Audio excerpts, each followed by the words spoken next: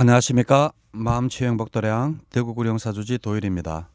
이제 앞으로 한 몇 시간 동안 대반열반경에 대해서 강의를 할까 싶습니다. 이 대반열반경은 굉장히 중요한 경전입니다. 이 경전 중에서 꼭 읽어야 할 세 가지 경전을 말하라고 하면 저는 초전법륜경, 그리고 대념처경, 그리고 대열반경을 꼽습니다. 왜냐하면 초전법륜경은 부처님께서 깨달으시고 처음으로 법의 바퀴를 굴려 넣은 그러한 법문이기 때문에 조금도 어떠한 더함이나 뺨이 없이 부처님께서 깨달았는 그 내용, 중도, 팔정도와 사성전 내용이 올곧게 들어가 있기 때문에 그렇습니다. 두 번째로 대념처경은 왜 중요한가 하면 메디테이션, 수행이라고 하지 않습니까? 많은 사람들이 윗바사나다라든지 사마타 여기에 관심을 많이 가집니다.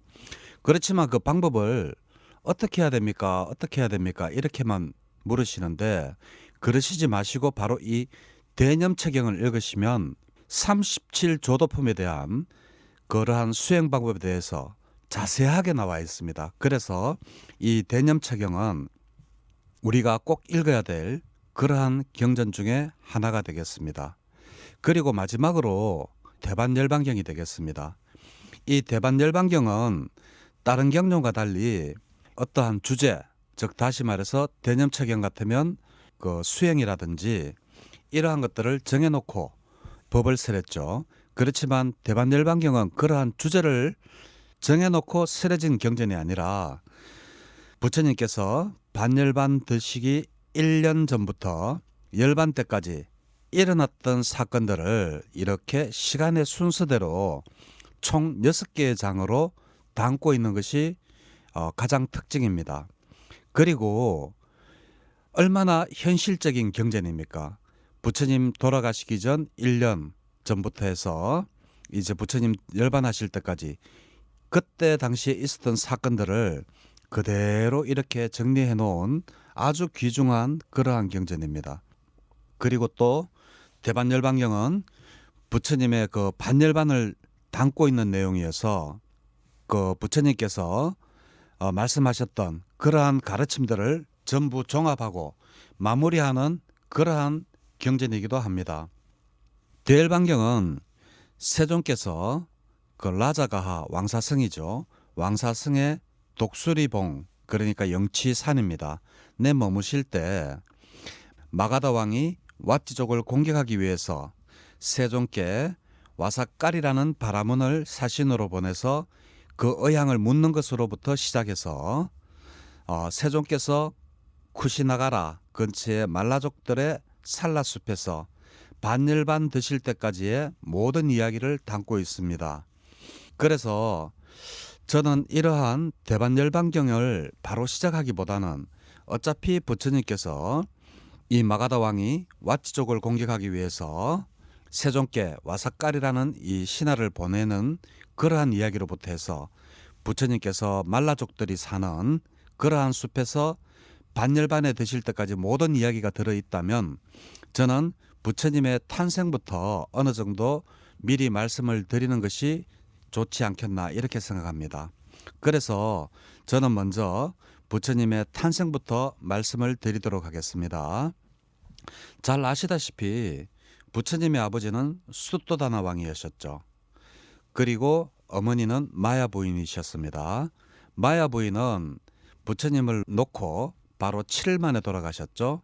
그 이유는 바로 그렇습니다. 전륜성왕을 낳는 사람은 반드시 7일 만에 죽도록 되어 있다라고 경전에 나옵니다. 전륜성왕 사사후경에 보면 거기에 대한 내용이 나옵니다.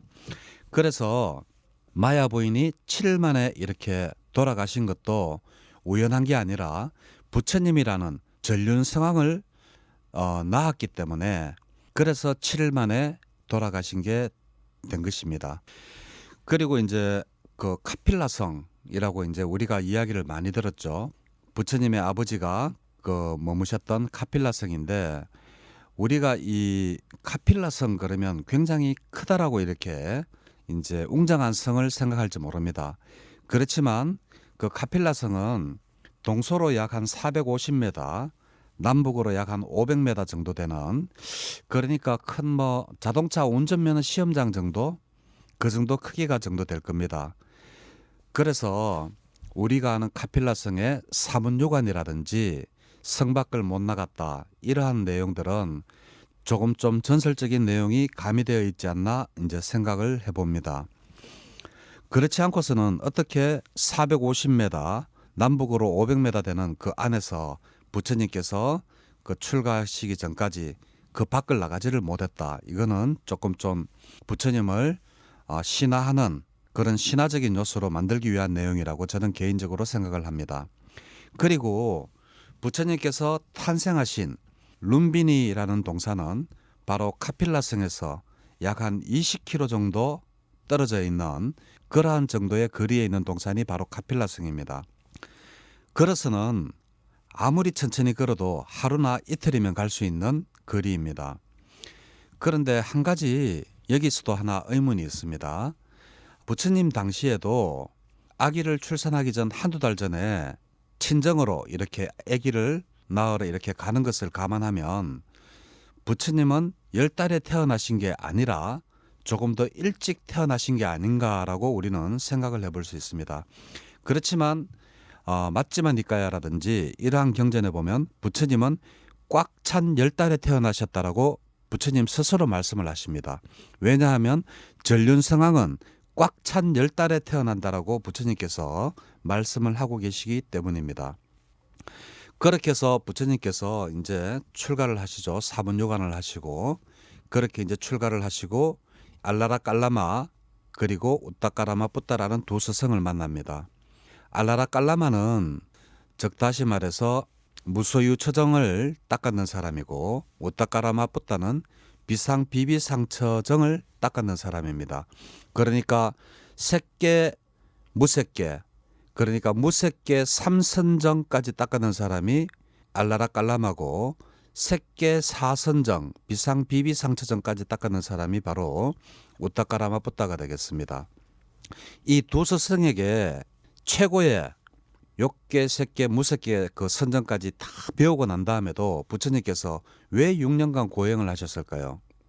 거기에는 부처님께서 이러한 말씀을 하십니다. 내가 선정에 들어있을 때는 그지없이 행복하고 편안하다. 그렇지만 내가 선정에서 나온 후에는 또다시 다른 번뇌와 또 다른 고통이 따르더라. 그래서 부처님께서 알라라 깔라마와 우따까라마 뿌따를 떠나서 6년간 고행하십니다. 그 고행을 하신 곳이 바로 카필라성에서 약 한 250km 정도 떨어져 있는 작은 동굴입니다. 그 동굴은 안에 들어가 보시면 한 4-5분 정도가 앉아가지고 이렇게 수영을 할 수 있는 아주 자그마한 동굴입니다. 거기에서 고행을 하시고 부처님께서 거기서 깨달으셨죠. 뭐를 깨달았는가 하면 이렇게 극한 고행만으로는 깨달음을 얻을 수가 없구나라는 것을 아시고 거기에서 이제 고행을 포기를 하십니다. 그리고 바로 그 밑에 있는 네라난자 강에서 수다따라는 촌장의 딸에게 우유적을 얻어먹고 고행을 포기를 하시죠. 그래서 극한 고행과 극한 그 쾌락은 수행에 방해가 된다는 중도를 이제 발견을 하시고 네라난자 강에서 목욕을 하시고 바루를 이제 물에다 띄웁니다. 바루를 물에다 띄우고 내가 발견한 이 중도가 내 생각이 맞다면 이 바루는 물을 따라서 흘러내려가는 것이 아니라 물을 거슬러서 올라갈 것이다라고 이렇게 바루를 띄웁니다. 그러니까 정말 바루가 물을 거슬러서 이렇게 올라갑니다. 그래서 부처님께서 중도가 맞다. 극한 고행으로는 깨달음을 얻을 수 없다라는 것을 아시고 강 옆에 있는 보리수나무 아래에서 갈대를 베어내고 그 갈대를 깔아서 그 위에 이제 앉으시죠. 앉으시기 전에 그 보리수나무를 오른쪽으로 3바퀴 돌면서 이제 서원을 합니다. 내가 죽었으면 죽었지 이제 깨닫기 전에는 이 자리에서 다시는 일어나지 않으리라고 서원을 합니다. 그리고 이제 부처님께서 거기에서 바로 상수멸이라는 깨달음을 얻으셨죠. 상수멸은 뭔가 하면 느낌과 인식이 사라진 그러한 상태를 상수멸이라고 합니다. 그래서 지금 현재 우리 왜 탑돌이 할 때 보면 탑을 이렇게 세 바퀴 이렇게 도시죠. 세 바퀴 도는 그 이유가 바로 부처님께서 그 깨달음을 얻기 전에 보리수나무 아래에서 갈대로 방석을 만들어 놓고 거기 보리수를 세 바퀴 이렇게 돌았는 데에서 우리가 탑돌이 할 때 세 바퀴 도는 그러한 유래가 거기에서 나왔습니다. 그리고 내란한자 강 옆에 보드가야에서 깨달음을 얻으시고 그리고 난 다음에 이제 7주간 내 깨달음이 맞나 안 맞나 하는 보림의 시간을 가지죠. 그런데 그 보림을 하던 중에 4주째에 부처님께서 바로 연기법을 발견하십니다. 연기법은 부처님께서 처음부터 깨달으신 게 아닙니다. 이 보림을 하시다가 4주째에 연기법을 발견하십니다. 그리고 이 깨달음을 얻으시고 난 다음에 부처님께서는 나의 깨달음은 너무나 이해하기가 어렵고 심오해서 일반인들이 알아들을 수가 없다. 그래서 나는 스스로 반열반에 들고자 한다. 이런 생각을 한 2번 정도 했었습니다. 그런데 부처님께서 깨달음을 얻으시고 이러한 생각 때문에 스스로 이렇게 목숨을 끊으려고 할 때 마라가 이제 나타납니다. 마라가 나타나서 부처님에게 권청을 합니다. 그 권청이 뭔가 하면 그래도 이 세상에는 부처님의 법을 알아들을 수 있는 눈 밝은 사람들이 있습니다. 라고 그래서 부처님께서 스스로 생을 마감하시지 마시고 부처님의 가르침을 전해주십시오 라고 하는 그러한 권청을 하죠. 물론 이러한 내용도 다 경전에 있습니다. 그렇지만 니까야라고 해서 전부 다 진실만 있는 것은 저는 아니라고 생각합니다. 물론 마라가 권청을 했을 수도 있겠지만 경전에 보면 우리가 읽을 때 이것은 약간의 신화적인 요소다 아니다라고 하는 정도는 우리가 가려서 책을 읽으면 좋겠습니다. 자, 그리고 나서 이제 부처님께서 이제 마라의 권청을 듣고 누구에게 설법을 할까 이렇게 생각을 하시다가 바로 자기의 두 스승 알라라 깔라마와 우따까라마 붓다를 이제 생각하죠. 하지만 알라라 깔라마와 우따까라마 붓다 두 스승은 이미 돌아가시고 안 계시는 겁니다.